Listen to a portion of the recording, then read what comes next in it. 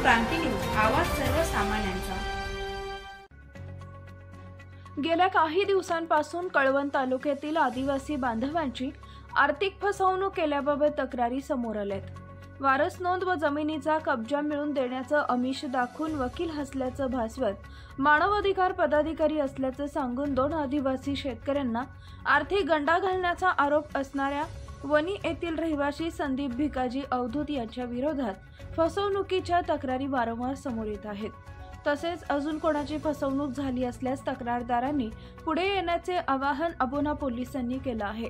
वणी येथील संदीप भिकाजी अवधूत याने वकील असल्याचं भासवून शेत जमिनीची वारस नोंद लावण्याचं आमिष दाखवून सुकापूर तालुका कळवण येथील सुभाष सोमा बागुल यांच्याकडून जमिनीचे मूळ कागदपत्र घेऊन 1.5 लाख रुपयांची फसवणूक संदीप अवधूत यानं केल्याच्या तक्रारीची अबोना पोलीस चौकशी करत असताना कळवण तालुक्यातील वरखेडा येथील आनंदा काळू पवार यांची दुसरी तक्रार संदीप अवधूत याच्या विरोधात करण्यात आली आहे।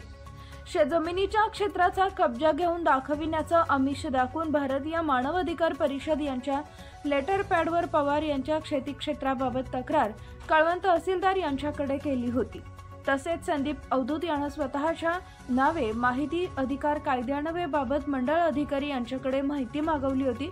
आनंदा पवार यांचा विश्वास संपादन करण्यासाठी दोन्ही तक्रारीच्या झेरॉक्स प्रत पवार यांना दिल्या व पवार यांच्याकडून 50,000 व काही दिवसांनी 40,000 असे एकूण 90,000 रुपये संदीप अवधूत याने घेऊन फसवणूक केल्याच्या तक्रारीची अबोना पोलीस चौकशी करत असून एकापाठोपाठ एक तक्रारी प्राप्त झाल्याने अबोना पोलिसांनी हे प्रकरण गांभीर्याने घेतलंय।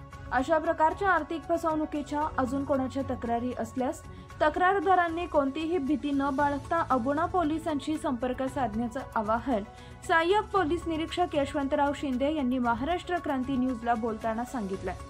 म्हणून या प्रकरणाचं गांभीर्य वाढलंय। महाराष्ट्र क्रांती न्यूजसाठी मुख्य संपादक प्रकाश वागुल, अबोना, कळवण। सर, अबोना पोलीस ठाणे हद्दीतून आर्थिक फसवणुकीच्या तक्रारी वरिष्ठ कार्यालयाला प्राप्त झाल्या आहेत।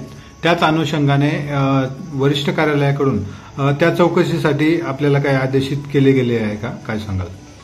अबोना पोलिसकडे सध्या 2 अर्ज प्राप्त झालेले आहेत। एक अर्ज आहे की सोमा बागुल सुकापूरचे रहिवासी आहेत, त्यांची वडिलोपार्जित जमीन त्यांच्या नावावर करून देतो असे संदीप अवधूत नावाच्या पत्रकाराने, तो स्वतः वकील असले सांगून आणि त्यांना नावावर करून देतो असे आमिष दाखवून त्यांच्याकडून वेळोवेळी टप्प्याटप्प्याने जवळपास त्यांच्याकडून 1.5 लाख रुपये उकळलेले आहेत, परंतु अद्यापर्यंत नाव जमिनीच्या नावावर करून दिलेलं नाही।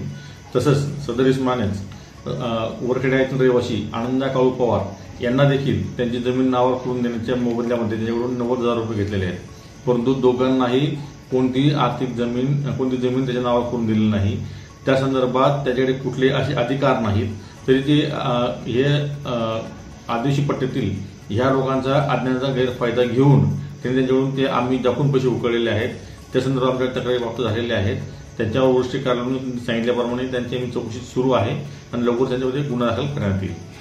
सर, संबंधित तक्रारदार आणि जे आहेत ज्यांच्या विरुद्ध तक्रार आहे त्यांचं मोबाईलवरील संभाषण देखील आता व्हायरल होत आहे। त्या अनुषंगाने तो पुरावा धरून त्यांच्यावर कारवाई करण्यात येईल का? चौकशी दरम्यान जर तक्रारदारांनी सगळे आमच्याकडे मटेरियल उपलब्ध करून दिले किंवा सगळे सांगितलं त्याचप्रमाणे त्यांची रेकॉर्डिंग आणि तसेच मोबाईलचे डिटेल्स काढून आम्ही तो पण तपास करू आणि जर पुरावा आवश्यक मिळाले तर त्या गुन्ह्यामध्ये याच्यामध्ये कागदपत्र समाविष्ट केलं जाईल। सर, अजून या कळवण तालुका आणि अबोना पोलीस ठाणे हद्दीत अशी आर्थिक फसवणूक झाली असेल तर तक्रारदाराने प्रथमतः काय करावे, काय आवाहन कराल?